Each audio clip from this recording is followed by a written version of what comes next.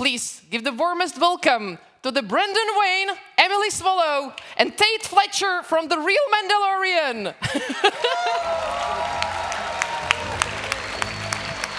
Have you ever removed your helmet? We'll see about that. Well, I just had these guys here to prove kind of the point, you know. It must be quite hard for you guys when you like meet someone and, hey, what do? I'm an actor. Can I see you in something? No. Yeah, do people doubt you when they tell them, like, I'm in The Mandalorian. Who do you play? Well, I'm the Mandalorian. You know, I know that Pedro Pascal is doing the role. Yeah. Yeah, no, but they do. They absolutely do. It wasn't until recently that you got to see me with the helmet off on set, so that was kind of when the chains came off. But yeah, it's pretty damn funny. I'd be like, no, I am. I can show you. I have pictures.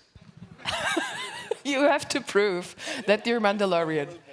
Oh my God! How about you, Emily? Do people believe? Because at least you've got the voice. That's like, well, but I don't guys, the always voice. have the voice.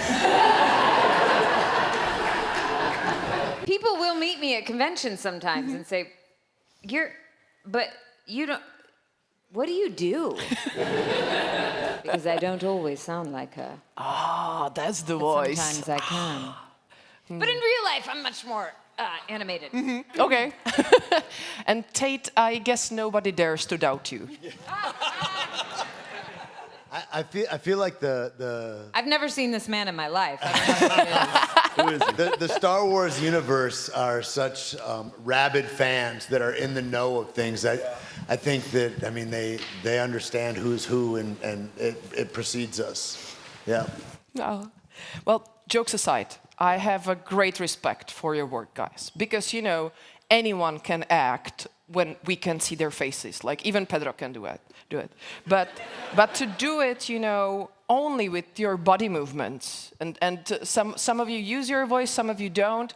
But how do you do that? Do you have some kind of a special training for like body acting? I studied kabuki, so I could figure it out, and then I kind of also studied my grandfather eventually. I kind of gave up the hope that I could be different and realized, oh, this is the one thing that is very positive. So I was able to find that stillness, which I don't normally have, through the character, through working with him, through working with John and everything. But also beforehand, I was so fascinated by the idea of kabuki. I studied it for, I would say, 6 months before. So, yeah. Oh, well, you mentioned your grandfather. Can we know him from somewhere? He did a couple movies, I guess. Yeah. Any that we might know? Under 240 is what he did. Crazy. Yeah. So my grandfather's John Wayne. He's a old cowboy actor. For those who are young and have no idea what that is. I think we know who John Wayne is. He was mentioned in Red Dwarf. You know. Yeah. So get it. Just give her a What minute. she said. I think all of us benefited from a lot of trial and error in trying to find the movement of these characters and giving feedback to each other, getting feedback from our directors. But then at some point, I don't see it as a hindrance anymore to have the helmet, because it just becomes part of that person's way of expressing themselves. Just as somebody maybe who can't see or someone who can't hear, they develop other things to be able to communicate in a different way.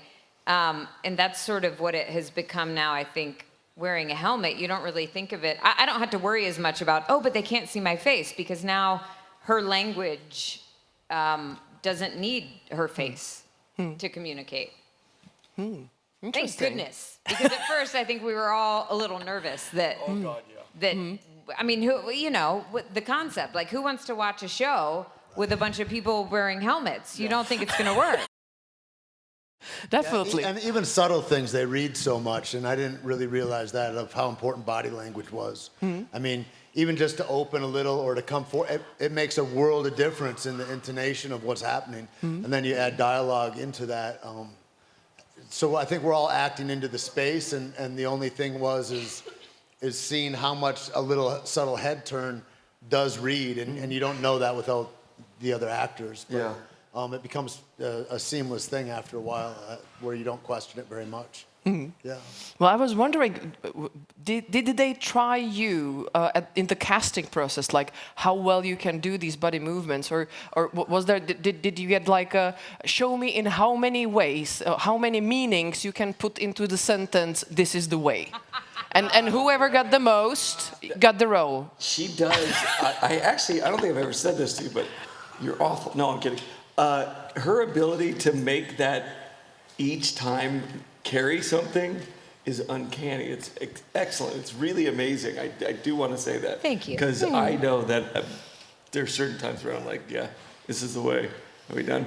Cut. Goodbye. He's really good at engaging you on it. So it's I love that. Aww.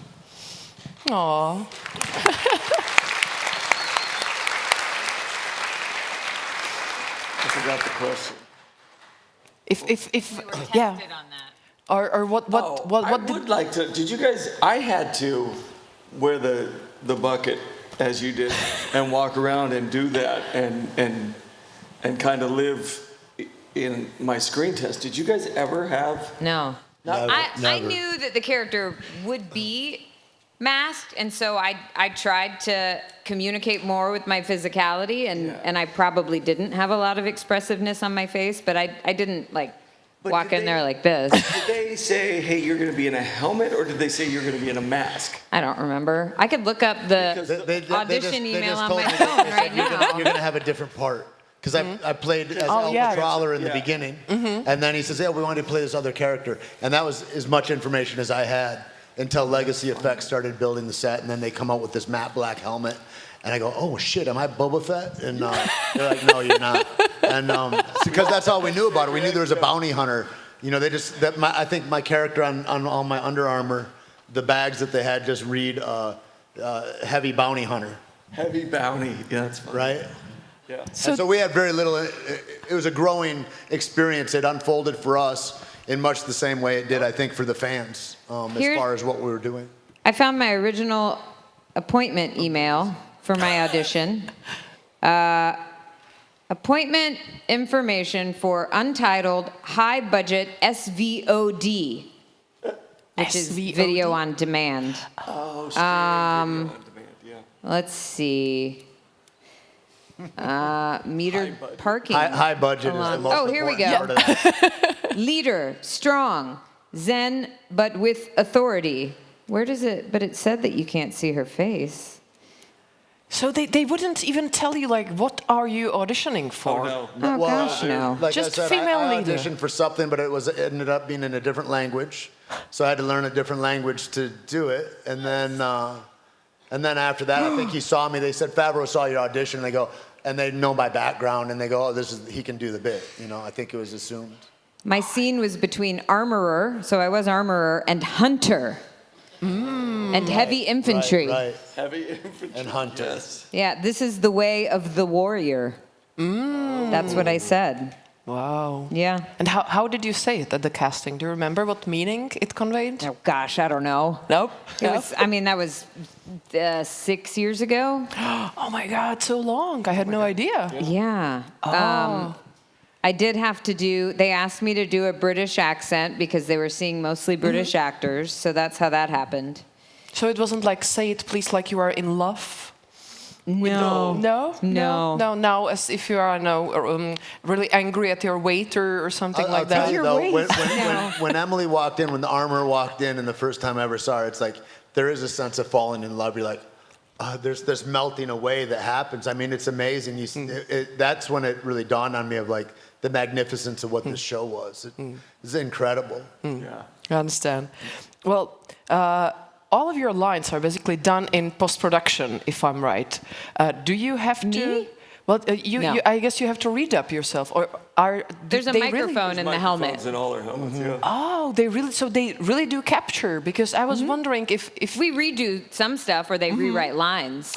But I mean, you know, we're acting. They might as well record it, which is great. So yes, they record it all while we're actually doing the scene, and then if there's something that gets messed up, we'll have to redo it, or if they change the line, because it's really easy to do that since you can't see anyone's mouth moving. That way, like when Pedro voices it, he can follow a certain cadence and period. Otherwise, he may say it faster or slower, and it's not going to time with it. So he has to hear it and then put his spin on it. Oh, because Anthony Daniels was just today here and talking about how he did the C3PO. Oh, yeah. And that he was just talking gibberish most of the time. He didn't have to learn his lines. We've because heard he that. knew. I don't know how he did that.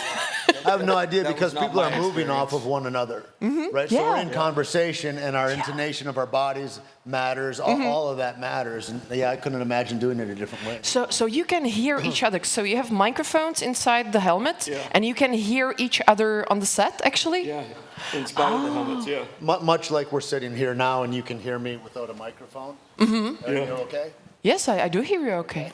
Oh, so... Yeah, vocally you use your voice, and then you say words, and then people can hear the words. Do you Thank guys you. understand? Thank you, thank you. It's a very interesting concept. Okay.